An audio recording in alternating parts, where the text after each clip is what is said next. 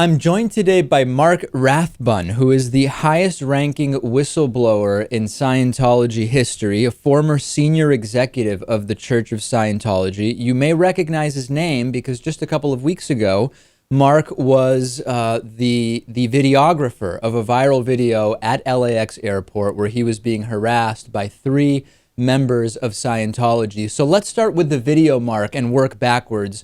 You just happened to be at LAX and these three people were there?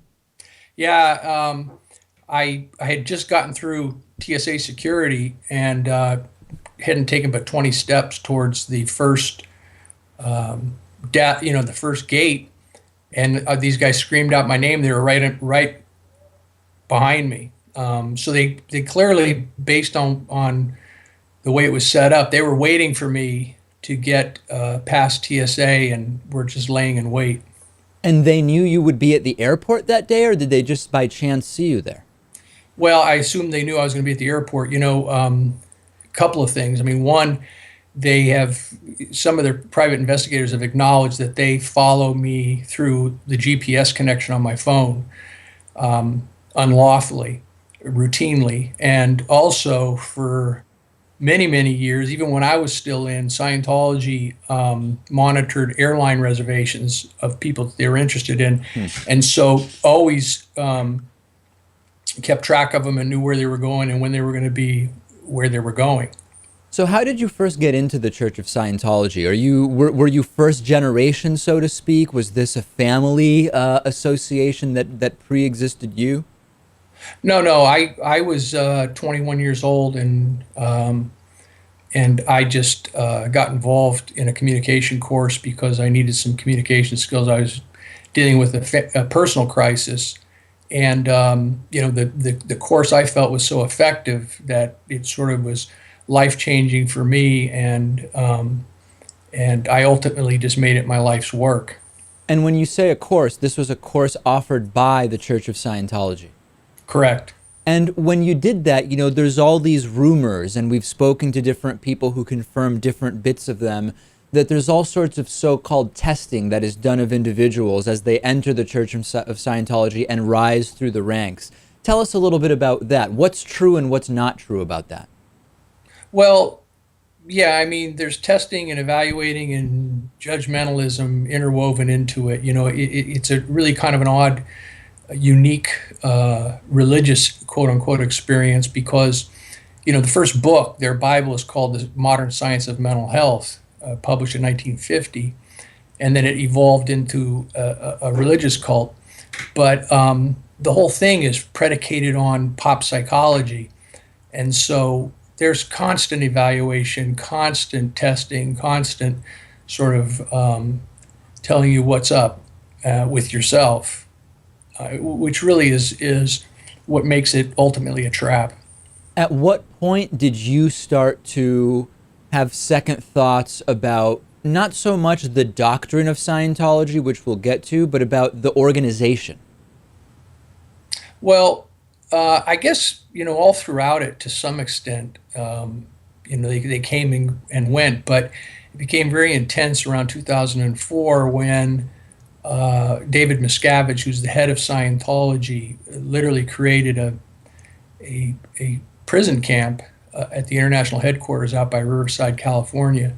They have a 500-acre property out there that's sort of isolated and fenced in, and he got into some weird paranoia and started creating these group confession sessions and started perpetuating this whole culture of violence. And I've spoken about that on national TV and in national newspapers, and that's what this whole ambush is about. They're trying to silence me. Well, one of the three people that ambushed you, Jenny Linson DeVocht, is, from my research, considered a close personal aide to David Miscavige. You were at one point very close to David Miscavige. So do you feel that it's David Miscavige personally that's responsible for what's been done to you? Oh, absolutely. It's a funny thing because my wife has sued them and has an injunction against them in a Texas court where we live. And, they have done, stacks of affidavits about David Miscavige. Doesn't have anything to do with this. And yet the people that ambushed me at LAX, all three of them, aren't allowed to leave the base and haven't been for 20 years. It hasn't changed, and it's remained the same through, subsequent defectors to myself have told me. Jenny DeVocht, Mark Yeager, Dave Bloomberg, none of those guys can do anything resembling what they did at LAX without the explicit direction of David Miscavige. So talk about that, because as you talk about not allowed to leave the base, I'm working my way through season 2 of The Following, where there is also a very cult-like situation where individuals are not allowed off the reservation, so to speak. People are physically restrained. They would be physically unable to decide for themselves that they're going out. Yeah, well, there's all these physical restraints, but, ultimately if somebody wants to leave, they can leave, like I did. And a number of other people took my cue and left after I did. But the psychological restraints are far more debilitating, because like I said, from the very beginning, you're being evaluated, judged, and sort of tested and graded. And so you become a slave psychologically to it more than you do physically. Although there are physical restraints when it comes right down to it. Very seldom will they get physical in stopping you. It's more of the psychological imprisonment that goes on. Talking about David Miscavige, you talked in May of 2010 that when you were Inspector General of the Religious Technology Center, that David Miscavige personally told you to secretly record sessions with famous Scientologist Tom Cruise. Let's talk about that a little bit. So David Miscavige comes to you and says, Tom Cruise is going to be here. I want you to set up cameras secretly. Well, the cameras were already set up secretly. He had me do it in a room at the Celebrity Center that was already wired for sound. It had cameras that were behind a glass ornamentation so that you could, the person, Tom, had no idea he was being recorded. And, I didn't think twice about it at the time because, again, there's this micromanaged control sort of evaluation that's always going on. So if you're counseling somebody one-on-one, you're being graded and you have a person who's supervising and all that sort of thing. So I didn't think twice about it, really. But interestingly, one of the persons who left after I did, named Tom DeVocht, he was with Miscavige while I was doing that counseling of Cruise.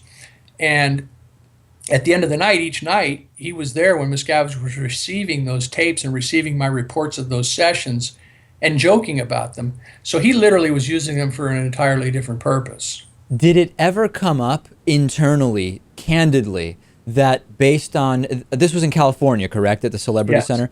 Based on California wiretap laws where you require two-party consent for any audio or visual recording, that what was being done was against the law. Was that even mentioned even in passing? No. And there was nothing like, for example, that Tom Cruise might have signed that once he's in the building, anything might be recorded. There was no kind of umbrella consent that may have been given. Well, there sort of is. I mean, you sign so many waivers, you sign so many, and people don't even read them, but they're pages and pages and pages of these waivers that you sign before you take any service in Scientology. And they pretty much consent, believe it or not, they consent to, if you have a psychotic episode, they consent to being withheld from any mental health professionals and consent to being literally imprisoned by the church as part of your treatment. It's pretty insane.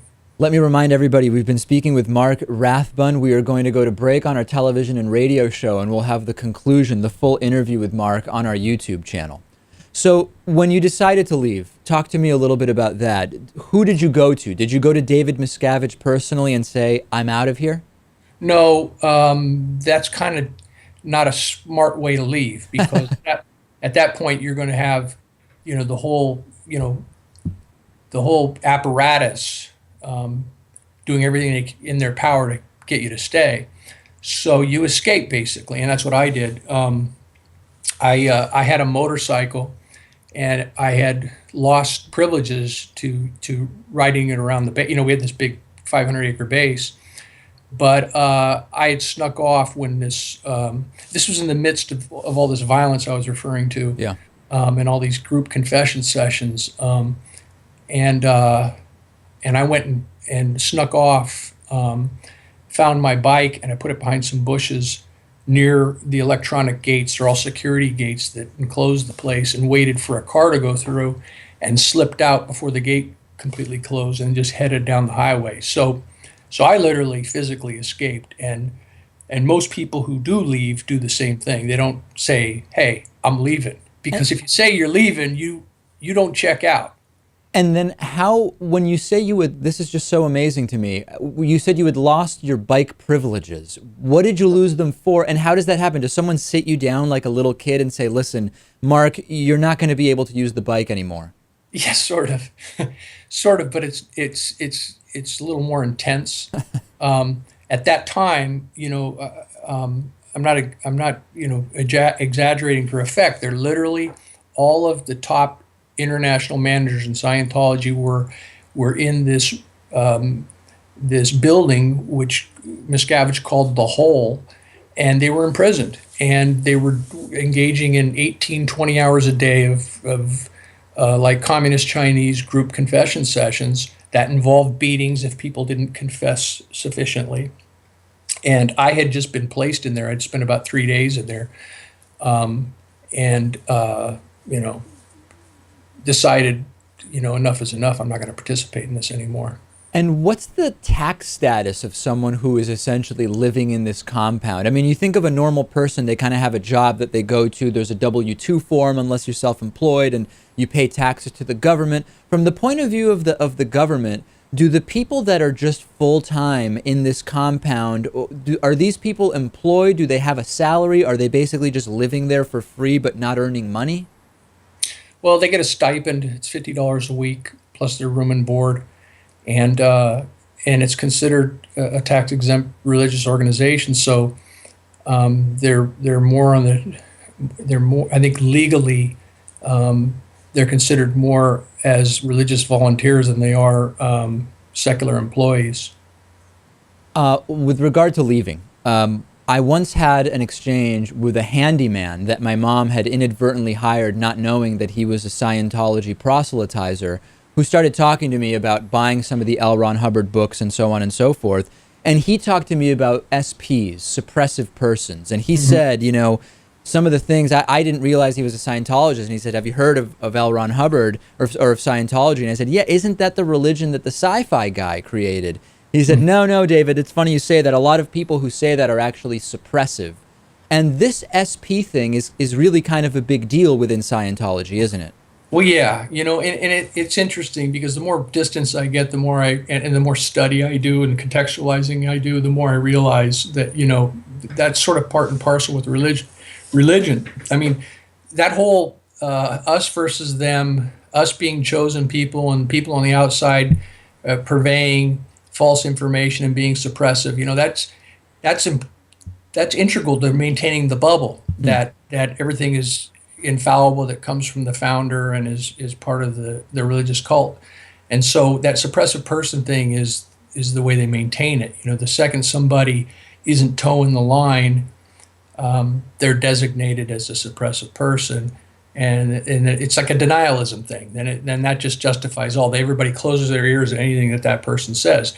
The minute I left that, headed out of that gate on my motorcycle, I was the inspector general, the second highest ranking person in Scientology for 25 years. And the second I crossed that gate apron, I was a suppressive person. So that, that's the way they play the game. Last couple of things I want to talk about, and I know that we're short on time. I interviewed L. Ron Hubbard's great-grandson, Jamie DeWolf, and in no uncertain terms, he said, L. Ron Hubbard and everyone in the family knew and continues to know that this was a sham. This was meant to control people. This was meant to create a profit center. And Xenu, the Thetans, the DC-8-like craft that supposedly brought people to this planet millions of years ago, we all knew that it was fake. What do you think about that now as someone who, you're not part of the Church of Scientology, but you still consider yourself an independent Scientologist, right? No, I don't. Oh, you don't anymore. Okay. No. That experiment was a failed experiment because of the very things we were just talking about. That that you sort of got to enforce this bubble in order for this faith to stick and and have effect. But my view is, he says, we all this and we all that. I mean, he never even knew his great grandfather. That's true. He was never involved in Scientology. The more I look at it, and the more, and I've spent a lot of time really contextualizing and trying to understand the experience and understand the phenomena. And, I wrote a book called Memoirs of a Scientology Warrior, which is available on Amazon, which is sort of an autobiographical account of my experience. And I winded up with a poignant chapter in an interview that I did with somebody who spent his Hubbard's dying days with Hubbard. And I mean, it was clear to me, he whether he believed it at the beginning, by the end of it, he believed it. Whether he bought his own bullshit or whatever you want to call it, he at the end was a true believer.